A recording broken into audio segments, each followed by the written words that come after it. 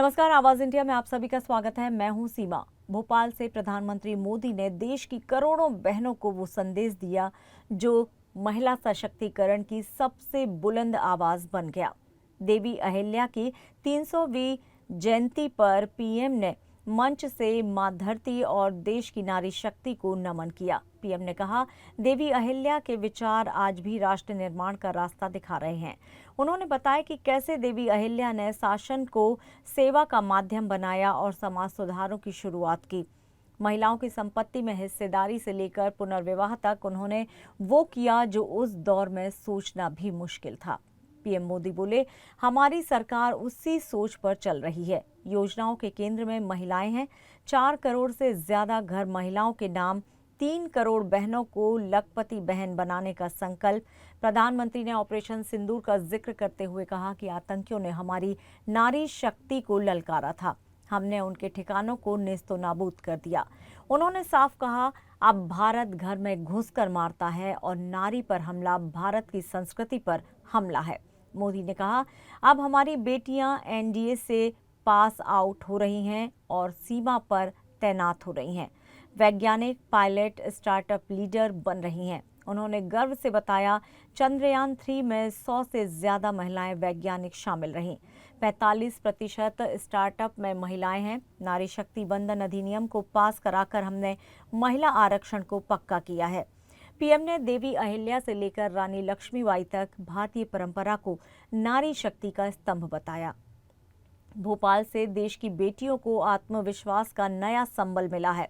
प्रधानमंत्री का संदेश था, नारी शक्ति सिर्फ सम्मान की हकदार नहीं, वो राष्ट्र रक्षा की भी धुरी है। उनकी आवाज में भरोसा था। हर बेटी आज कह रही है, अब कोई नहीं रोक सकता।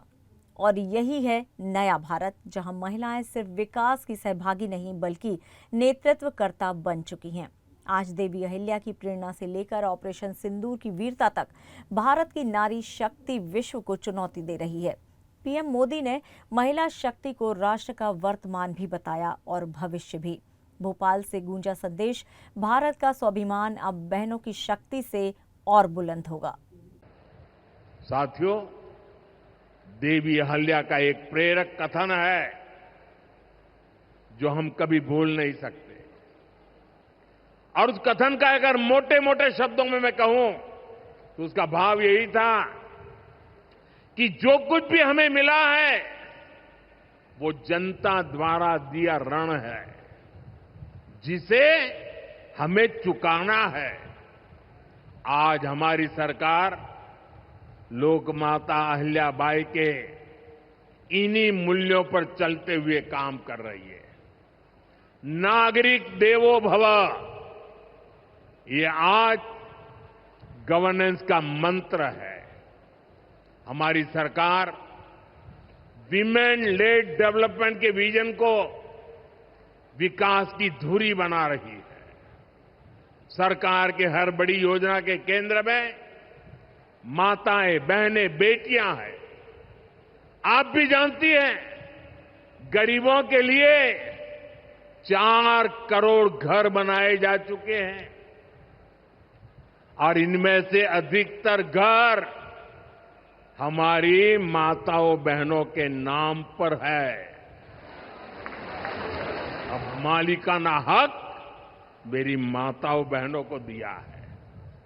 इनमें से ज्यादातर महिलाएं ऐसी हैं जिनके नाम पहली बार कोई संपत्ति दर्ज हुई है, यानी देश की करोड़ों बहनें पहली बार घर की मालकिन बनी है।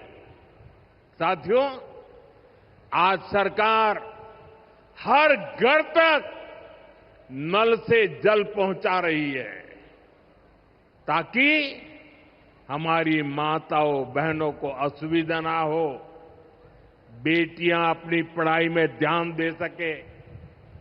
करोड़ों बहनों के पास पहले बिजली, एलपीजी गैस और टॉयलेट जैसी सुविधाएं भी नहीं थी। ये सुविधाएं भी हमारी सरकार ने पहुंचाई। और ये सिर्फ सुविधाएं नहीं है, ये माताओं बहनों के सम्मान का हमारी तरफ से एक नम्र प्रयास है। इससे गांव की गरीब परिवारों की माताओं बहनों के जीवन से अनेक मुश्किलें कम हुई है। साथियों, पहले माताएं बहनें अपनी बीमारियां छुपाने पर मजबूर थी। गर्भावस्था के दौरान अस्पताल जाने से बचती थी। उनको लगता था कि इससे परिवार पर बोझ पड़ेगा और इसलिए वो दर्द सहती थी, लेकिन परिवार में किसी को बताती नहीं थी। आयुष्मान भारत योजना ने उनकी इस चिंता को भी खत्म किया है। अब वो भी अस्पताल में 5 लाख रुपए तक का मुफ्त इलाज करा सकती है। साथियों, ऑपरेशन सिंदूर हमारी नारी शक्ति के सामर्थ्य का भी प्रतीक बना है। हम सभी जानते हैं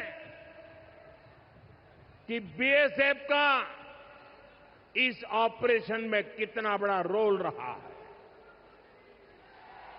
जम्मू से लेकर पंजाब, राजस्थान और गुजरात की सीमा तक बड़ी संख्या में बीएसएफ की हमारी बेटियां मोर्चे पर रही थी, मोर्चा संभाल रही थी।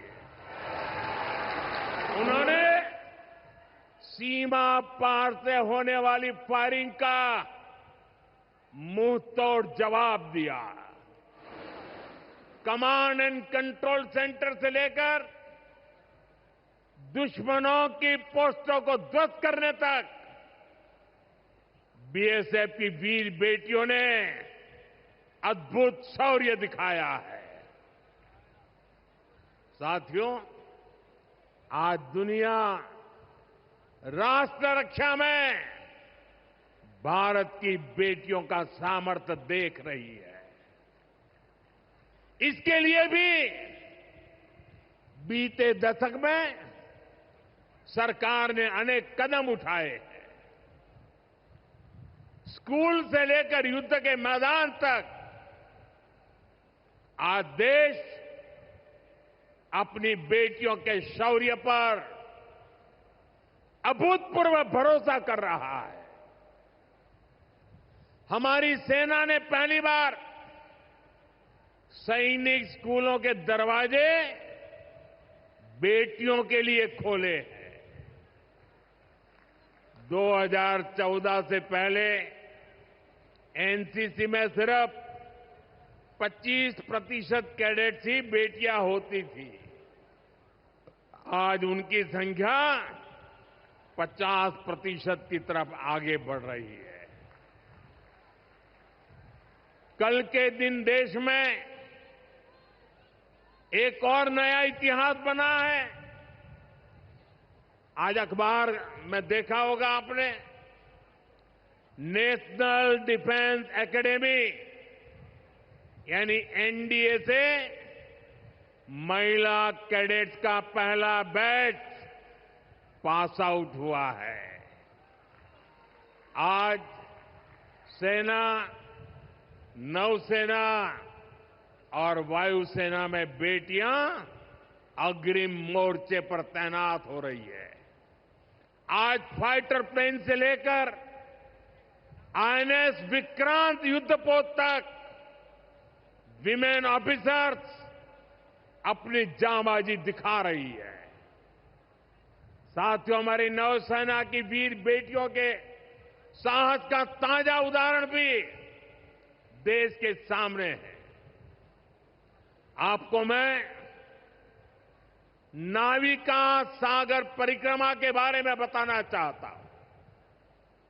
नेवी की 2 वीर बेटियों ने करीब 250 दिन की समुद्री यात्रा पूरी की है।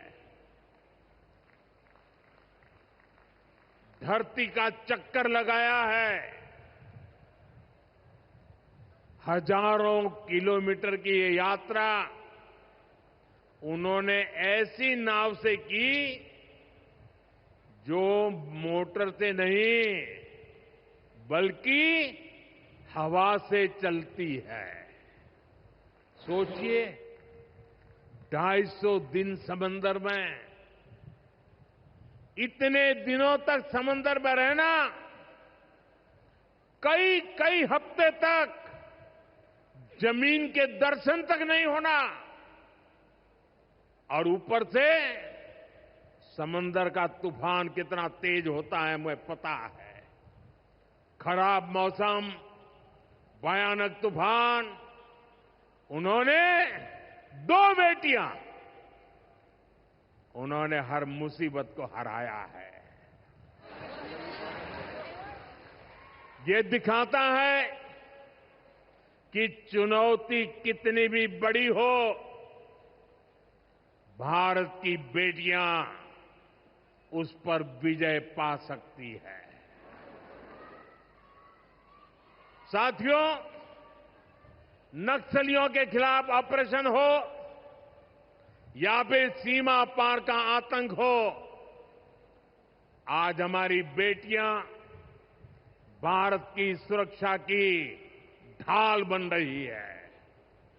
मैं आज देवी अहल्या की इस पवित्र भूमि से देश की नारी शक्ति को फिर से सैल्यूट करता हूं।